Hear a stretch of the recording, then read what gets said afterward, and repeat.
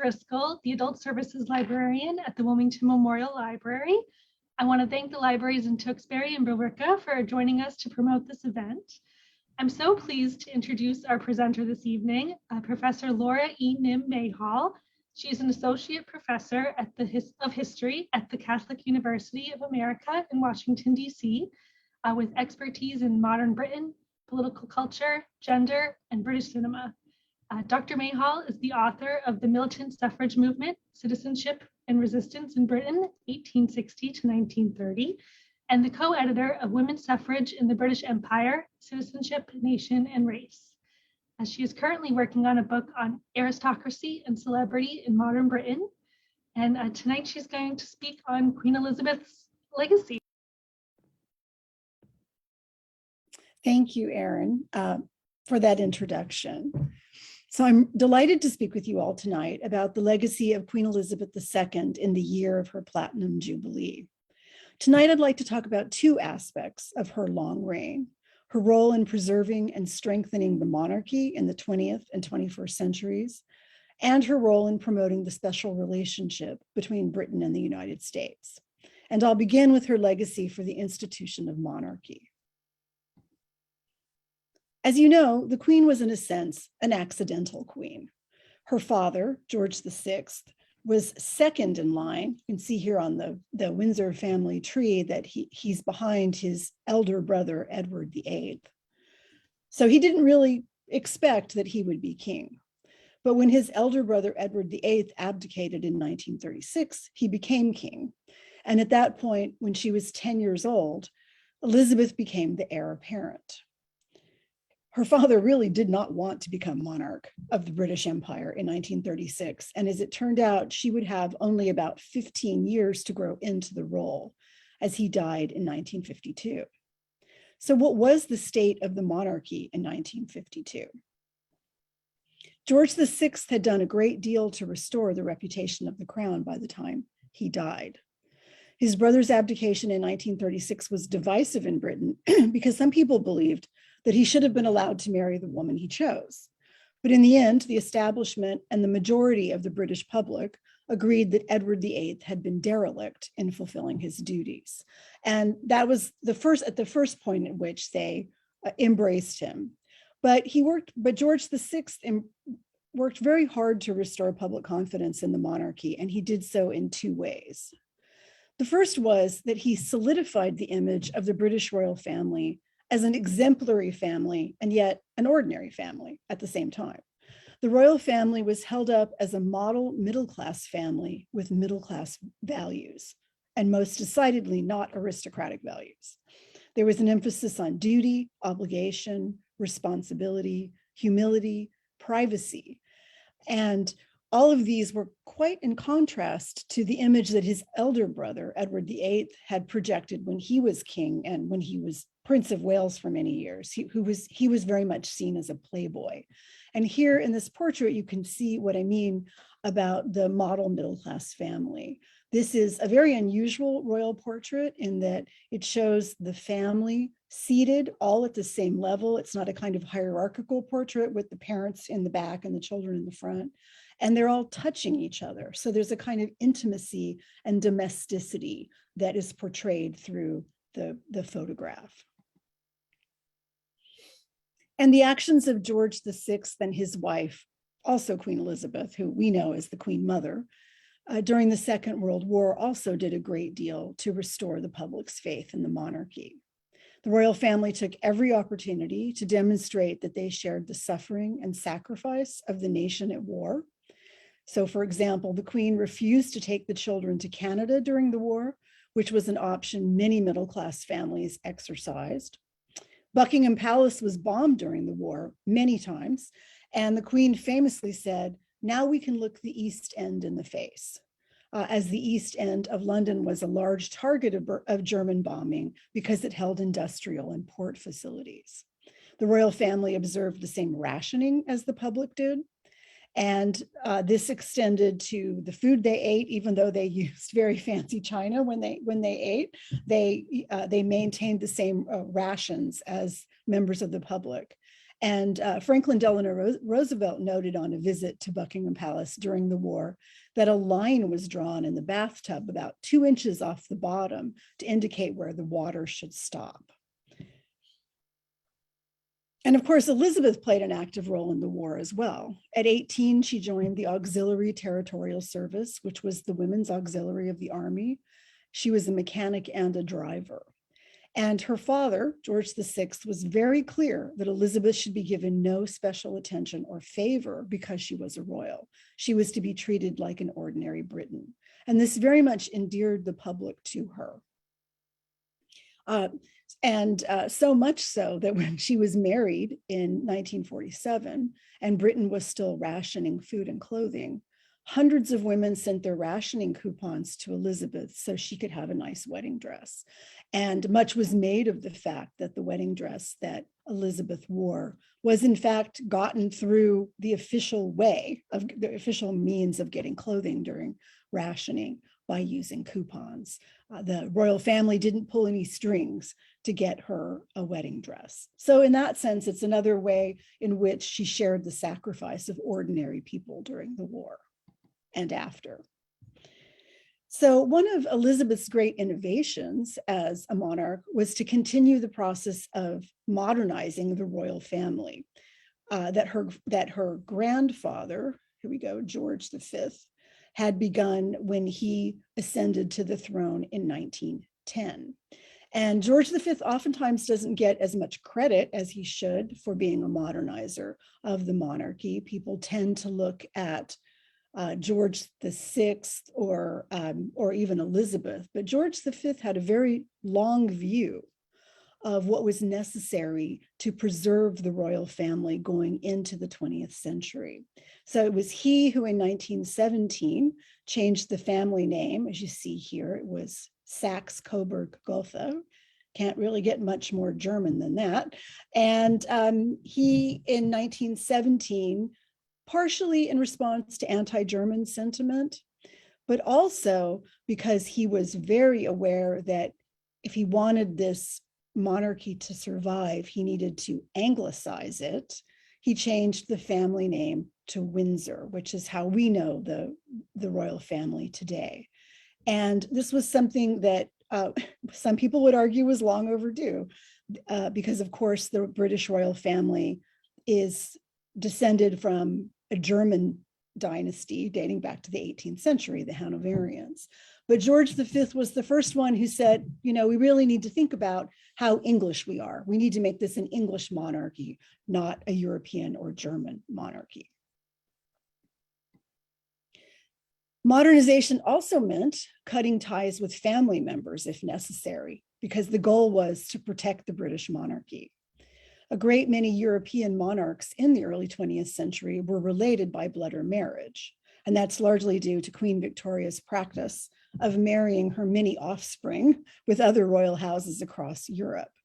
And prior to the First World War, monarchs looked after other monarchs in Europe. There was a sort of monarchs club, if you were. But that changed in the First World War. And you can see in this photograph, which is sort of bizarrely colorized, but it really helps make the point even more, I think. Here are the cousins. These are first cousins, Tsar Nicholas II and George V. And in 1917, after the Bolshevik Revolution resulted in Nicholas's abdication, and before he was imprisoned by the Bolsheviks, the British government began a process of considering whether or not they should bring him to Britain and his family to save them. And it was George V, not his prime minister, who said no to that suggestion. And he said no because he was certainly aware that housing a foreign autocrat, and that's what Tsar Nicholas II was, an autocrat, who was married to a German, would be a problem. But he also was self-consciously breaking away from those European monarchical ties that had been created by Queen Victoria's children through marriage. He could see that monarchies were falling right and left during the First World War, and he wanted to do whatever he could to secure the British monarchy, even if it meant changing its name and breaking with its family members. We see innovation in Elizabeth's reign from the very beginning, with a controversial decision promoted by Prince Philip to televise the coronation. Under the guise of continuity, she remade the monarchy. And so this is Cecil Beaton's 1953 coronation portrait. And many of you may have seen the I thought, very well done account of the coronation in the Crown. The big point being made there was that it was a mediated coronation. It was mediated by television. And mediating the coronation meant that it moved the coronation away from a small exclusive audience of elites, and it invited in the public via the media. And this is an incredible break with tradition, and yet made to seem continuous. In her speech at the coronation, Elizabeth reframed the role of the monarchy in terms of service, national commemoration, and inherited duty.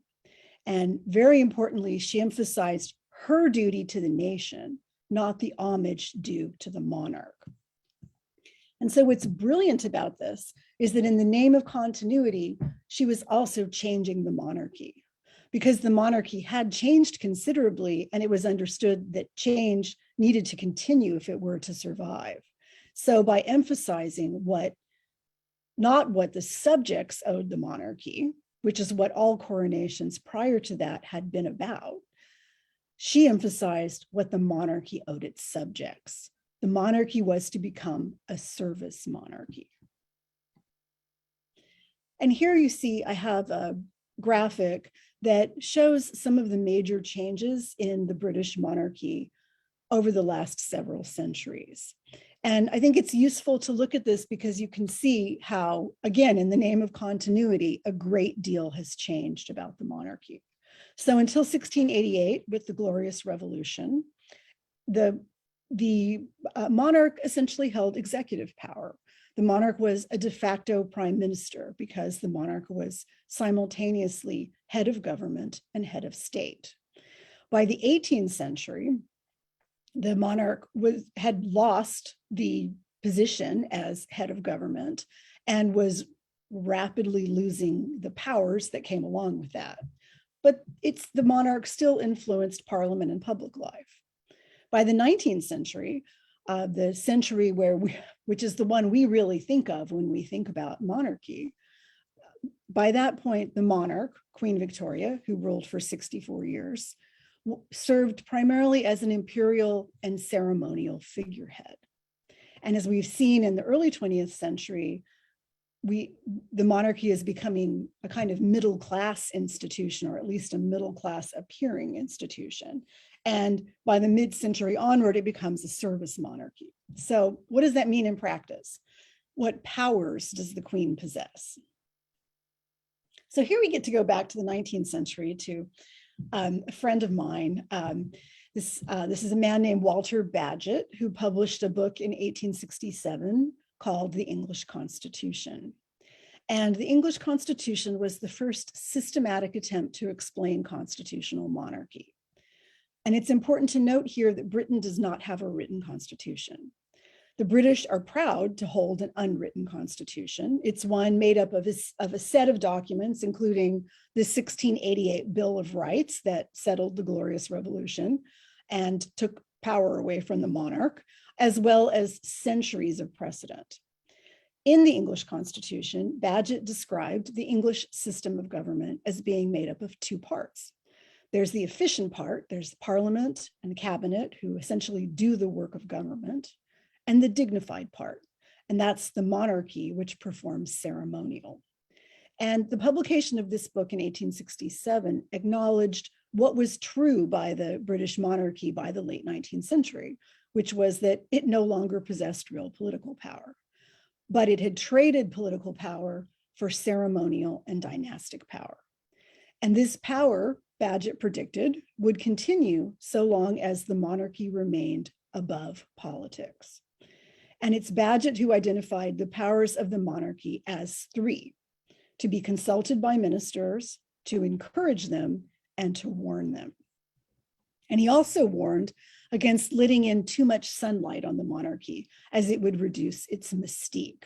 And so Bagehot would not have approved, certainly, of some of the interviews, say, that Princess Diana gave in the 1990s. So what are the Queen's roles as head of state and head of the United Kingdom? And I've listed them here. I'm going to talk a little bit about each. Certainly, the monarch performs the ceremonial and official duties of head of state, including representing Britain to the world. The monarch provides a focus for national identity and unity, and witness the talk that Elizabeth gave to the nation about the losses many people had sustained in Britain during the COVID pandemic. Many people saw that as a real comfort, hearing from the monarch about what they had suffered during the pandemic. The monarchy provides stability and continuity while everything else in government changes. So the prime minister might change 3 times in 10 years, but the monarch continues. And this monarch, as you know, has continued, this is 70 years on the throne. The monarch also recognizes achievement and excellence. So the monarch creates the honors list, which every year honors those people who have provided service to the nation. And very importantly, for a service monarchy, the monarch encourages public and voluntary service. And one place this monarch especially encourages public and voluntary service is within her own family. She has been a real leader in this particular arena. And I think one way to gauge how much this monarchy is a service monarchy is to compare the number of organizations for which the Windsors serve as patron or president with those patronized by Queen Victoria. So Victoria, who died in 1901, at the time of her death, she was responsible for patronizing about 150 organizations.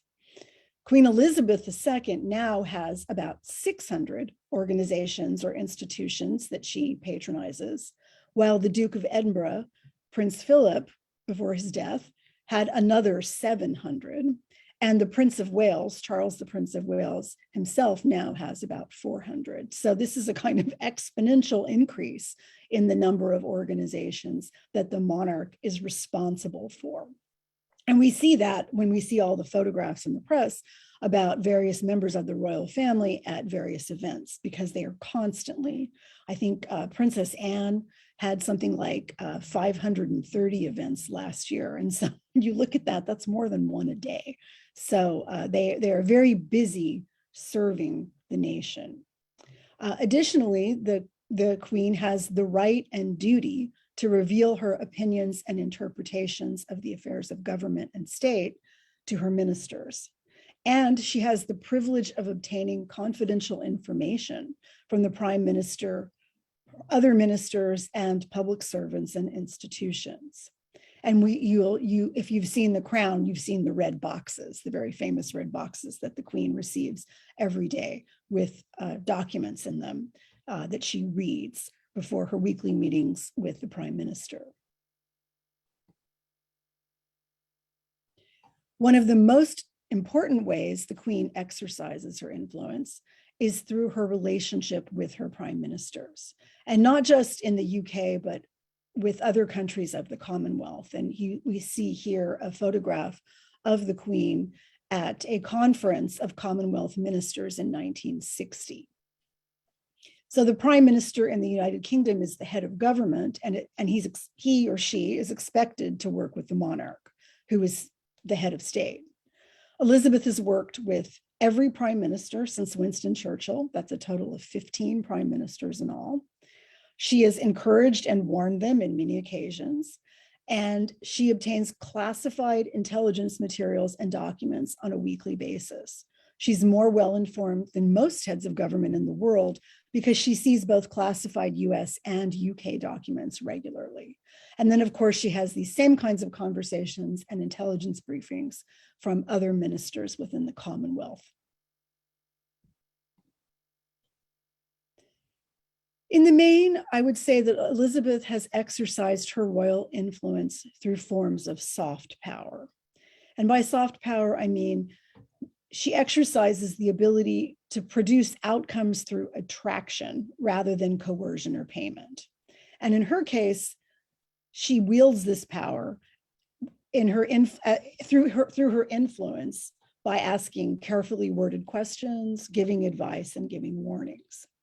So in the case of her relationship with the United States, she acts as a mediator between her government, her prime minister, and the president of the United States. She could say things and has said things to US presidents that prime ministers cannot say. And the conversations they held were always confidential. So we don't really know. That's the thing that drives historians crazy, is that we don't know now. Maybe we'll know in 70 years whenever the papers are available, but we just don't know exactly what she says because everyone keeps a very tight lid on those conversations. But Bill Clinton noted in his memoir that Queen Elizabeth had a very clever manner in which she discussed public events. So she could probe him for information and insights, but she never went too far into her own views. So she was very careful to figure out what he thought about things, but she was also very careful not to say too much.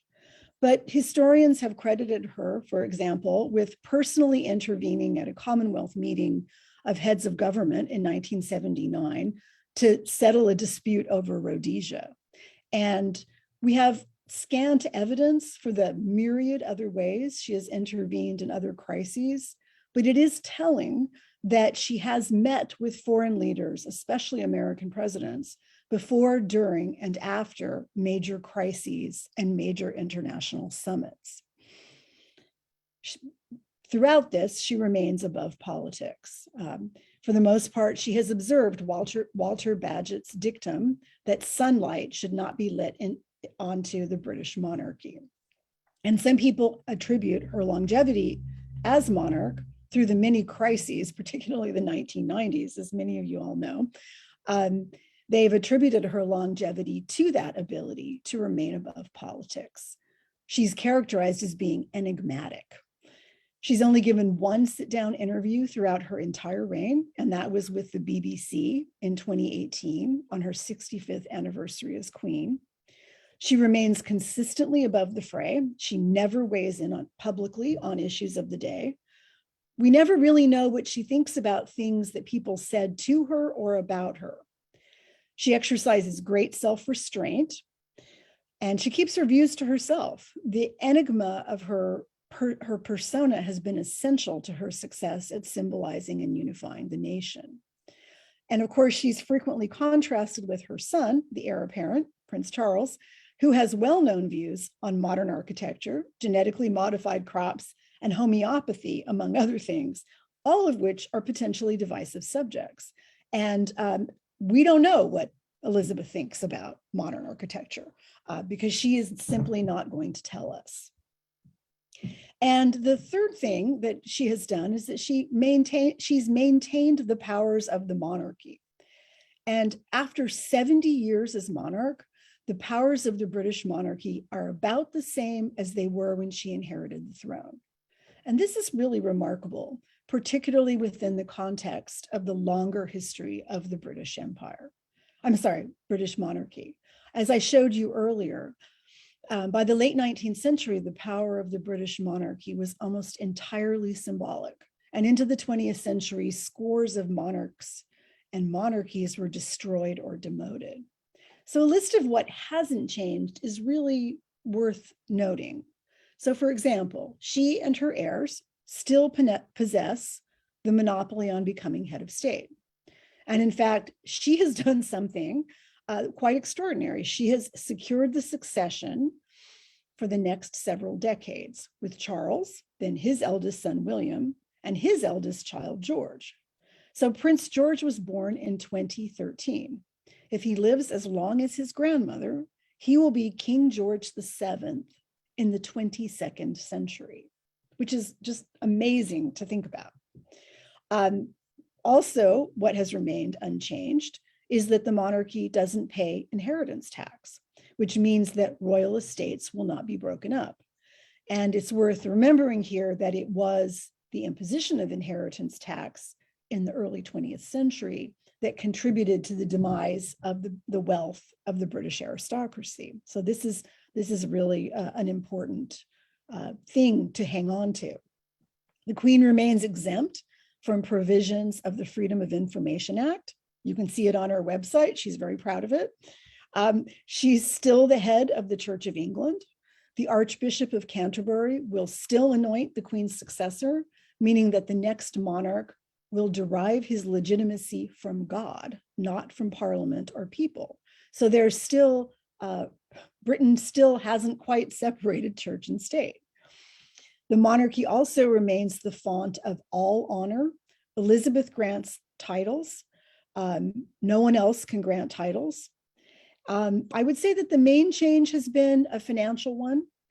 Starting in the 1990s, she began to pay taxes, and a certain percentage of her family's financial responsibilities no longer come exclusively from taxpayers, but they come from the income derived from the crown estates.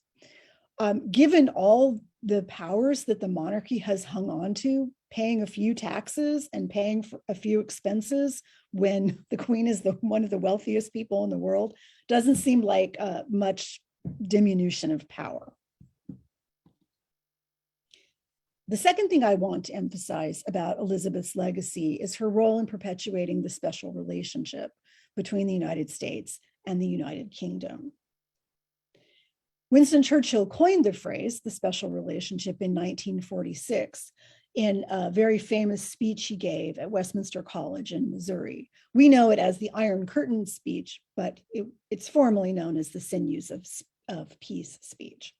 And in that speech, he drew upon the common history of the two countries to argue that the United Kingdom and the United States had a special relationship and hence an obligation to act in accordance with their shared values. And these were, he said, and I'm quoting from his speech, "The great principles of freedom and the rights of man, which are the joint inheritance of the English-speaking world, and which through Magna Carta, the Bill of Rights, the habeas corpus, trial by jury, the English common law, find their most famous expression in the American Declaration of Independence." You're welcome, right? But clearly, Churchill is positioning the United States as the pinnacle of this tradition of rule by law under a democracy. And the idea of the special relationship was key to Britain's post-war position on the world stage. And this had largely to do with the fact that Britain's power in the world diminished greatly after the Second World War. Its gold reserves were depleted. It had begun to decolonize its empire, and much of its power in the world was beginning to become transferred to the United States.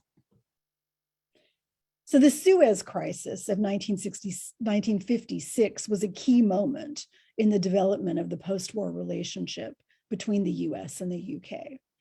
In July 1956, Egyptian President Nasser nationalized the Suez Canal, which was at that point owned privately, largely by English and French companies. And in response to the nationalization of the canal, Israel, the UK, and France mounted an invasion operation later that year. And that was an operation that they had kept secret from the United States. So after the fighting started, the United States, combined with the United Nations and the Soviet Union, put pressure on the French and the English and the Israelis to withdraw their troops, and they did. And historians see this as the end of Great Britain's role as one of the world's major powers. It's the point at which it had to accept that it was a junior partner to the United States and could not take unilateral action. The main thing that the United States dinged them for was acting without consultation. That was not something that would be allowed going forward. So it's a very tense moment in Anglo-American relations because, of course, the British are not happy that they're being told that they're no longer able to act on their own initiative. So the Queen visited the United States in 1957 at the instigation of her prime minister. And the visit was timed to respond to the damage that had been done to the US-UK relationship in the wake of Suez. And she played a very important role in demonstrating the UK's acceptance of its role as a junior partner to the United States. So the trip began with a stop in Virginia, where she participated in the 350th anniversary of the founding of the first English settlement in the Americas at Jamestown. And here's a photograph of the Queen and Philip with Mamie and Dwight Eisenhower at the White House. Throughout the trip, the Queen displayed the common touch. That is to say, she demonstrated the ways in which she was like ordinary people. So she asked to attend an American football game. She attended one at the University of Maryland, College Park. I believe they played the Tar Heels, the North Carolina Tar Heels, and Maryland won. She visited a grocery store where she marveled at frozen chicken pot pies and spoke to other shoppers. And here's a photograph of the Queen talking about the contents of a grocery basket with a shopper at a Giant in Chilham, Maryland. She also visited Arlington National Cemetery and the National Cathedral. And throughout the visit, she focused on the common values and historic ties of the US and the UK. And a few days after her visit, and I think this speaks to the indirect influence the Queen had, the President and the Prime Minister of the United Kingdom revealed a declaration of common purpose. And this declaration would become a template for the relationship between the two countries going forward. Both nations cited their close and historic ties as the basis to provide adequate security for the free world. They referred to communism and despotisms as the totalitarian menace. They pushed for the importance of collective military strength and the need to support the United Nations and its goal of lasting peace. And so after Suez, the Queen becomes a much more active participant in the affairs of both state and government. And you can see that this makes sense because in 1957, she's been on the throne for 4 years. I mean, she's 30 years old. So she's growing into her role as monarch. But a pattern emerges soon thereafter. So when an international crisis challenges the post-war order, she would meet with US presidents privately to confer. And we saw this, for example, at the beginning of the Gulf War in 1991, when she came to visit George H.W. Bush, and after the invasion of Iraq in 2003. So when significant events erupt, she makes herself available to consult, to warn, to encourage American presidents. The second, and I think this is a fascinating example of how the Queen has furthered the special relationship, was her visit to the United States during the American bicentennial in 1976. So she was invited by President Ford to come to the United States, and her private secretary wondered whether it was right for the Queen to be associated with the celebration of a rebellion from the British Crown. But the Queen insisted and was very successful in her visit. She sailed to the United States from Bermuda on the 6th of July, 1976. She very tactfully waited until the fireworks had cooled down. And when she stepped ashore in Philadelphia, she presented a 6.5-ton bicentennial bell, you see it there on the left, cast by the same London foundry that had cast the Liberty Bell. And this bell for many years was also in Independence Hall. I believe they're bringing it back. It's been away for a while. But in her speech, she managed to paint the American Revolution as a triumph on both sides of the Atlantic. And I think this kind of took some doing. So here's the inscription on the bell. And this says, for the people of the United States of America, from the people of Britain, for July 1976, let freedom ring. And I want to quote a little bit from her speech that day, because I think this is really masterful, her way of reaching out across what could be perceived as a difficult occasion. So she says, "It seems to me that Independence Day, the 4th of July, should be celebrated as much in Britain as in America, not in rejoicing in the separation of the American colonies from the British crown, but in sincere gratitude to the founding fathers of the great republic for having taught Britain a very valuable lesson. We lost the American colonies because we lacked that statesmanship to know the right time and the manner of yielding what is impossible to keep." End quote. So in her speech, she didn't blame George III, so she didn't blame her relatives, but she blamed his ministers. And again, I quote, "We learnt to respect the right of others to govern themselves in their own ways. Without that great act years ago, we could never have transformed an empire into a commonwealth." So she thanks the Americans for showing them what they were doing wrong as governors. She also loaned a 1215 copy of Magna Carta, which was displayed in the rotunda of the US Capitol building. And over 1 million visitors saw the document. And it really enforced the idea that the foundation of the United States as a democracy was rooted in ideas from Great Britain. And just as she had done in 1957, the official events were accompanied by opportunities for her to display her ordinariness. In this case, after the state banquet in DC, where there were 200 guests, she went to New York, where she shopped at Bloomingdale's. And then she also, of course, had a dinner for Gerald Ford on the Royal Yacht in 1976. So that's always that combination of the high state affairs with the ordinary common touch, where she would meet and mingle with ordinary people. So in conclusion, I want to close with an iconic portrait of the Queen. This is part of Andy Warhol's 1985 series, Reigning Monarchs, which epitomizes yet another aspect of the Queen, her celebrity and her ubiquity. Of course, her image is reproduced on coinage and on stamps. She is the most depicted and most recognized woman in the world. And all of this, I think, speaks to what scholars call the Windsor brand. And this is something that she especially has been working on ever since she became queen in 1953.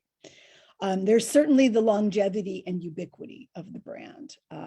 We've known it now for 70 years, but it really goes back further to the early part of the 20th century. There is a set of compelling stories, some might say soap opera, of the lives of the royal family. But a part of the brand is also a kind of stability, an attention to family, to duty, to morality. And some people think that this may be one of the shoals on which the royal family will find itself in the years following her death, because family duty and morality are certainly things that William and Kate have exemplified. It remains to be seen what the public thinks of Charles even after all these years, after Diana's death. The Windsor brand also is very good at using professional marketing to manage itself. And I read an estimate recently that pre-pandemic, the British royal family contributed about $2.7 billion to the British economy. And this is all done through very careful marketing. And this is a very well-oiled machine. And finally, dependability. One of the things that the Queen has done has been to use royal events to mark the calendar and to meet with the public. So if you think about those endless photographs we see of garden parties, of weddings, of funerals, celebrations of the Queen's birthday, the Christmas broadcast, all of these are ways the Queen leads the royal family in serving the nation while protecting its brand. I'm happy to take questions. Excellent. Thank you so much. I know I've learned a lot. Oh, and we already have some excellent questions in the chat. Let's see. Okay. Oh, Michael has a question. Many monarchs over time, especially those whose reign has been long, have been given a moniker, such as Henry the Great, Ivan the Terrible, William the Conqueror. Uh, what would you give Elizabeth as a moniker? I think Elizabeth the Dutiful. I mean, I have to say, I am so impressed by her commitment to duty.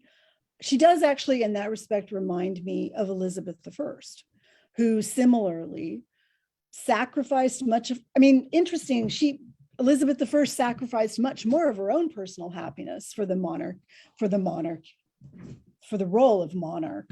Elizabeth II has been very fortunate in that she married the man that she loved, and she was married to him for a very long time. So yeah, definitely Elizabeth the Dutiful. It's a great question.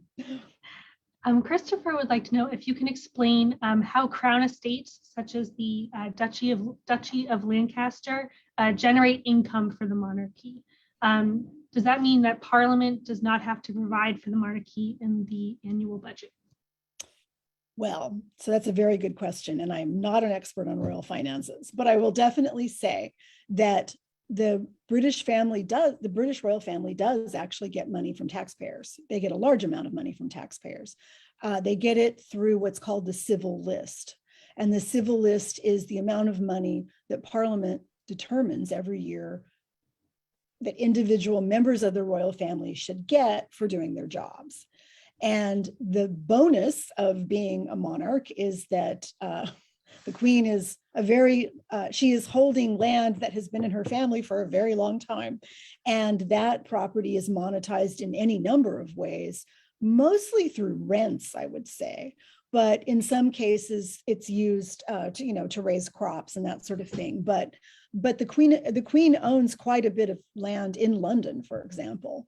And the British have a practice of when you buy a house, you might not actually own it in perpetuity.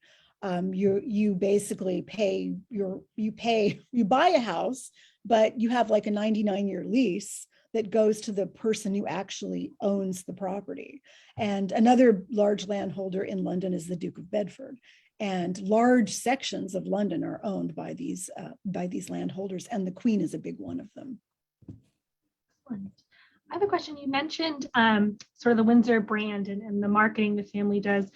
I know, in the US, we hear a lot about sort of our leaders' approval ratings. Is there any sort of do we have any statistics or polls on the approval of the royal family and the Queen in the UK? Oh, yes, we do. I would say that the royal family really started in the 1990s, paying very careful attention to this. In fact, they formed a committee in the 1990s called the Way Forward, which was about managing the brand and managing the unruly members of the family. And I would say that the Queen's popularity ranking among citizens in Britain was probably at its lowest in 1997, 1998, after Princess Diana died. It was in the high 40s. And consistently, it is above 60% today. And sometimes, I think 3 or 4 years ago, it was at 80%, which is, American presidents can only dream of rankings like that, right? Yes, yeah. There's a question, why do you think Americans are so fascinated by the royal family? I love this question because I don't know. I have some speculation. I have like a set of speculations. One is I think that we just love soap opera, and we love the drama, and we love celebrity, and we love the stories. I also think that we have a kind of royal family or royal dynasty envy. And, we have the Kennedys, we have the Bushes, we have the Clintons, but we don't have a royal family. And a royal family is different from a political dynasty because it continues regardless. It's the never-ending story, if you will, right? Prime ministers come and prime ministers go, but the Queen is always there. And one of the things I think that we miss out. I mean, I'm not a royalist, okay, but one of the things that we miss out by not separating head of state and head of government is that we don't have a head of state who is not controversial, who is above the fray. Our head of state is our head of government. And so at any given time, half the American population is very unhappy with the head of state. Whereas in Britain, the unhappiness is largely with the head of government. And people have either the warm fuzzies or a certain amount of apathy about the Queen, but she's not divisive in the way that elected political leaders can be divisive. And I think that's very appealing. I mean, we want a non-divisive leadership. Sure.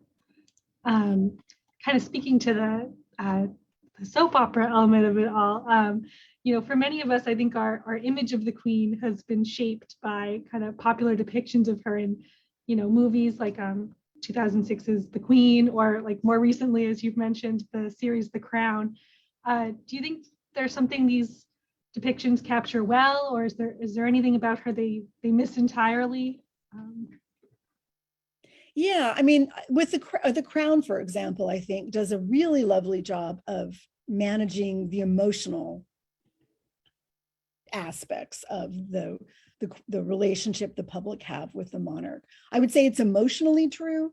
It's not necessarily always factually true, because of course they have to play up the drama and they have to make more of the drama of a given situation than may have actually happened in life, or they emphasize one drama and not a countervailing drama that puts it in perspective. But I would say that they do a very good job of capturing, I think The Crown especially, they do a very good job of capturing how mediated the monarchy has become and how much access we have to seeing what goes on in the monarchy. And that's so very different than any other period in the history of the royal family. And they do a really good job of capturing that. Thank you. We have a question from Kirsten. Has President Biden met Queen Elizabeth? Yes, he has.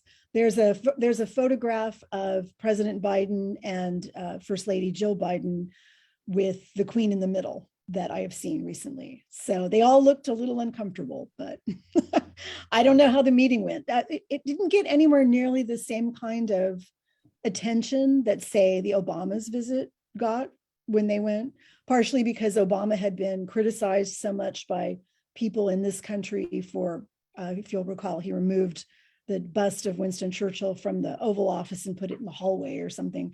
And people were convinced that because his father was Kenyan, that he hated the British monarchy and the British Empire. But so there was a lot of attention paid to that visit, but as you'll recall, it went swimmingly.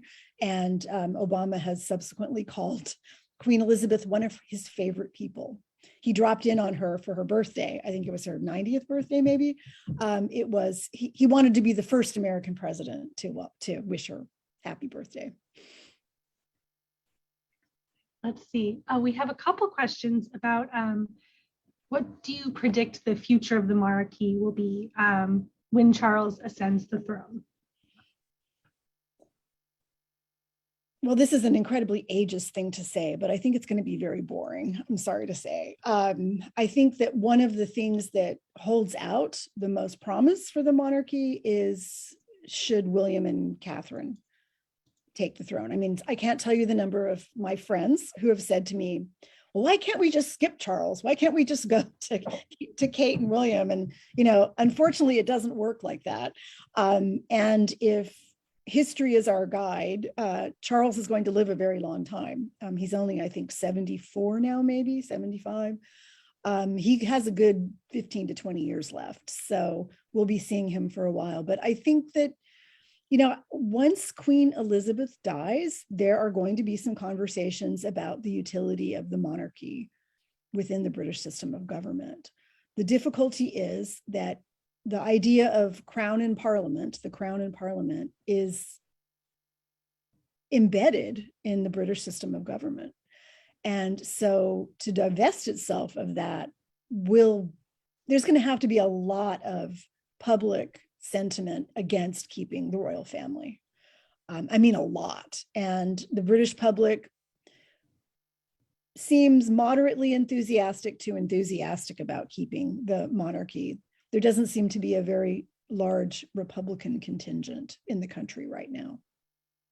And there aren't any big crises. Now, if it turns out that, Charles is an embezzler or something, maybe that will turn, because he doesn't have he's not the same living link to the Second World War that she is. He is not as well loved as she is. But it would have to be something pretty horrible, I think, for them to do away with the monarchy. Let's see.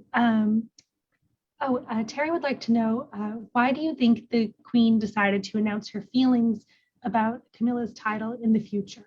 Do you think she's hoping to unite the country by stating her own belief and opinion on the matter? Absolutely.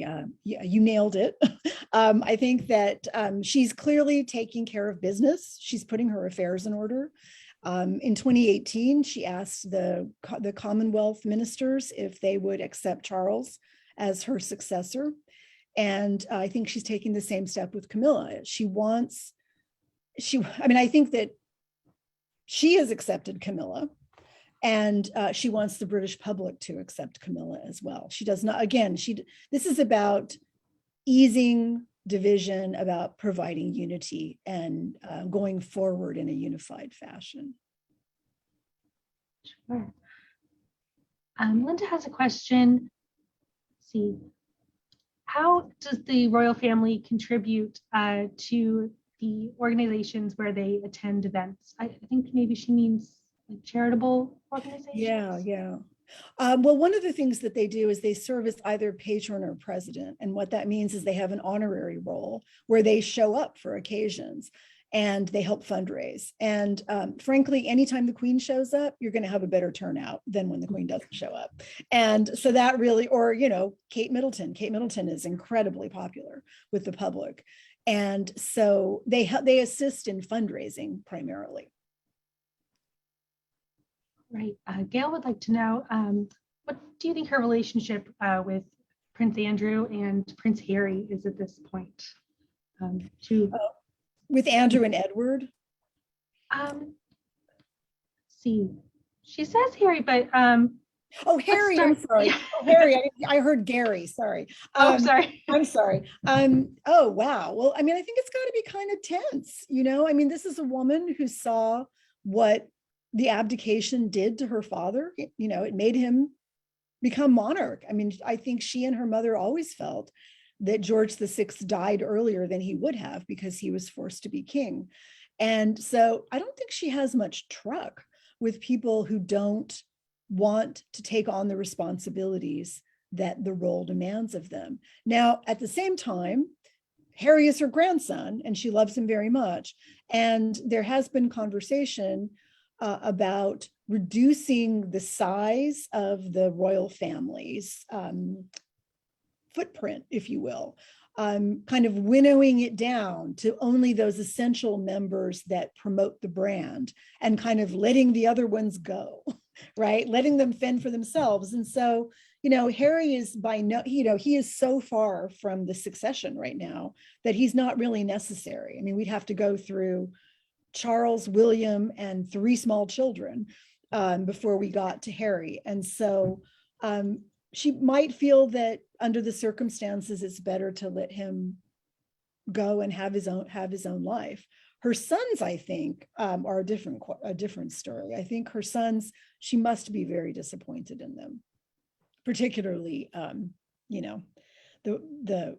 with the recent, sex scandals, and that just must be absolutely horrifying and to her. Let's see. We still have some good questions. Is there any justification today, Christopher asks, for the Queen to step into government business of her own accord? He says the current PM must have made it awfully tempting. So I guess, do you think that right. she's entered into politics in recent years? Oh, I am sure she is sorely tempted.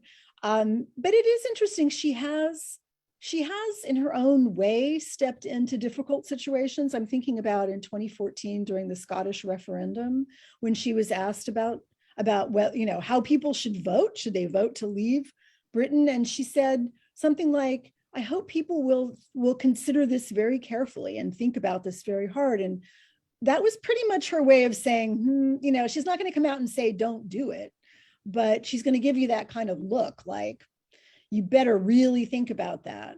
And one has to imagine that she's had several of those conversations with Boris Johnson. Christopher would like to know, has Britain ever invited the US to join the Commonwealth as the kind of only major English-speaking nation that's not a member? That's a really interesting question, because there are actually members of the Commonwealth who were never ruled by Britain, like Mozambique comes to mind. I don't know that, and maybe it has, but I can certainly understand why it wouldn't, given that Britain has very much accepted its role as a junior partner to the United States. And so to invite the United States into the Commonwealth would be kind of like saying, didn't mean it. like we're still kind of, we're still kind of running the show. Sure. Oh, Gail has a question.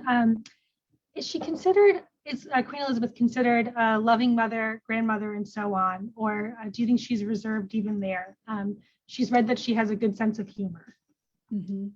Oh yeah, no, I've certainly read that. I think one of my favorite stories is whenever the first time Tony Blair went in to meet her at Buckingham Palace, and as he walked in, he was shaking her hand, his phone rang, and she said, "You might want to get that. It might be someone important," which I think very much put him in his place. I get the sense she certainly was a more loving mother than had historically been the case in her family.